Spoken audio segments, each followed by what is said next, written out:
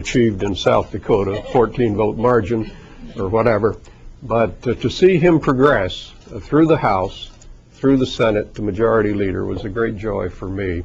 And of course, he served with extraordinary distinction there. Let me say a word or two about Homeland Security to get us started here. We made 41 recommendations in the 9/11 Commission report. Roughly half of them have been enacted into law. But I don't want to talk so much about those recommendations as I do what steps I think we need to take at this point. And I'm going to make some very quick, broad statements that obviously may need some filling out. First of all, with regard to Homeland Security, there are a lot of very simple, common sense things that we ought to be doing right now. We ought to distribute Homeland Security funds on the basis of vulnerability and risk, not on the basis of politics. That's a no-brainer. That money ought not to buy air-conditioned garbage trucks, as it has.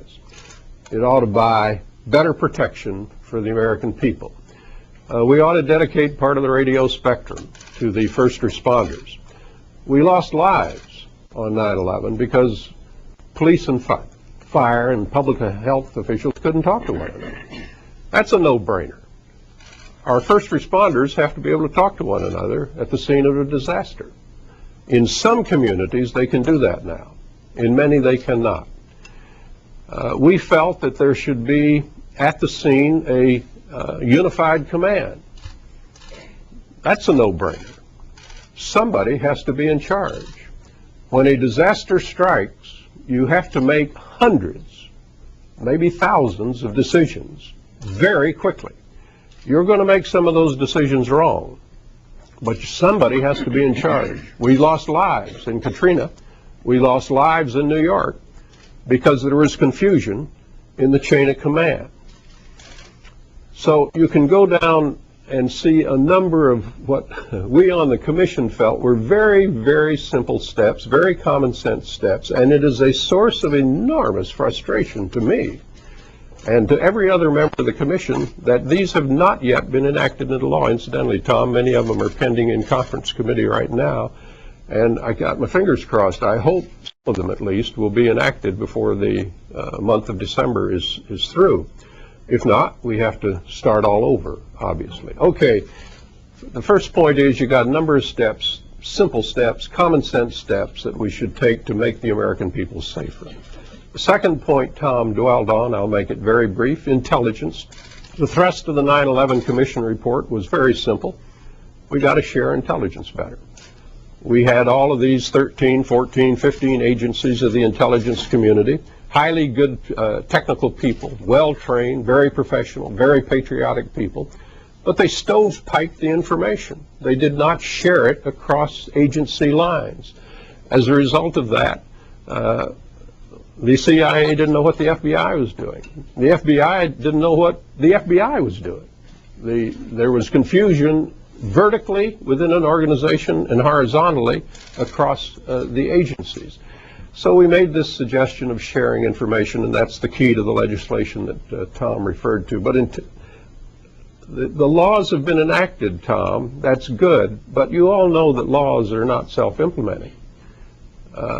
And what you now have is the very difficult process going on in the federal government of trying to make these mechanisms, these organizations that we set up, work and share the information properly, break down those barriers that exist to keep the information to yourself and share it so that you get information. We knew about that fellow Moussaoui out there in Minneapolis. We knew he was in a flight training school. We knew he was asking questions about how to fly the airplane, but they had no interest in learning how to take it off or land it. You know who did not know it? The FBI didn't know it. You know who did know it? The head of the CIA knew it. But he didn't share it with the FBI. We asked the CIA director, why didn't you share it with the FBI? He said it wasn't any of my business.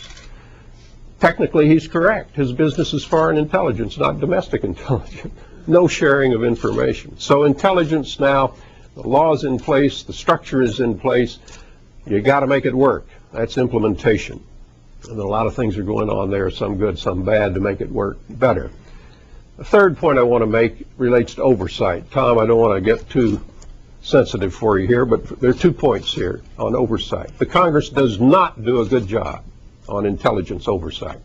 I interviewed practically every member of the Senate and the House intelligence communities personally. The word I kept hearing over and over and over again from the members of the authorizing committees, the intelligence committees, was dysfunctional. That's what we wrote in the report. The congressional oversight committees were dysfunctional. I can go into that in more detail, but they're not working as well as they should.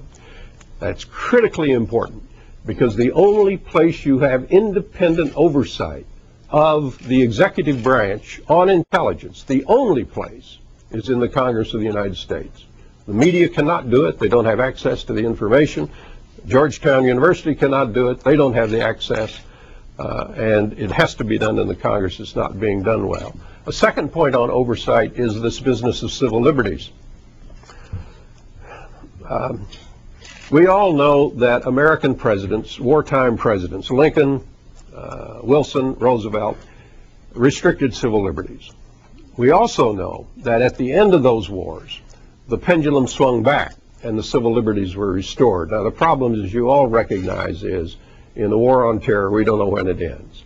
So we have seen more and more intrusive actions by the government, restricting our liberties, and we are only now beginning to see some pushback from executive action here by the Congress, a little bit of pushback, the anti-torture amendment, for example, and a little bit of pushback in the courts. I like to see more of that pushback coming along personally, but the oversight of civil liberties is hugely important in the war on terror, because we don't want to lose our core values here. Another point I want to make here is with regard to foreign policy. I don't want to take too long here, but one of the things that really bothers me with regard to Homeland Security is what's happening in the world. And what's happening in the world at this point is the radicalization of Islam.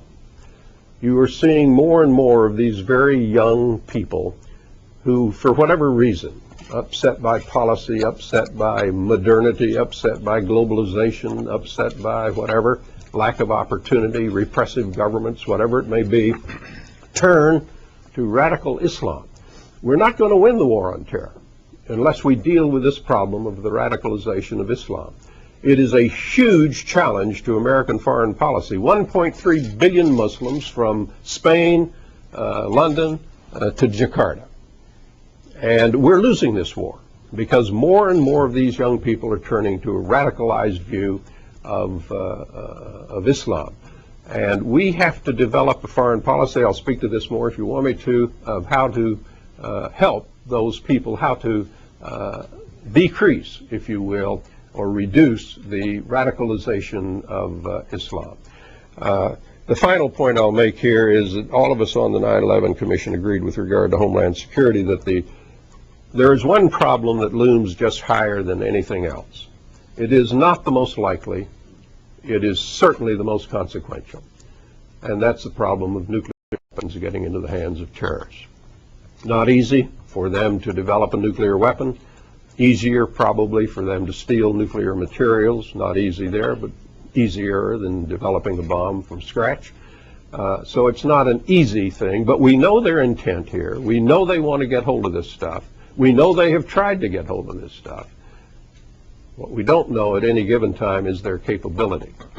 This is, by all odds, the most fearsome problem in Homeland Security. We estimated if a bomb goes off in Grand Central Station, 500,000 people dead. Now, just let your mind play on that a little bit. We lost 3,000 people on 9/11. Look what it did to the country.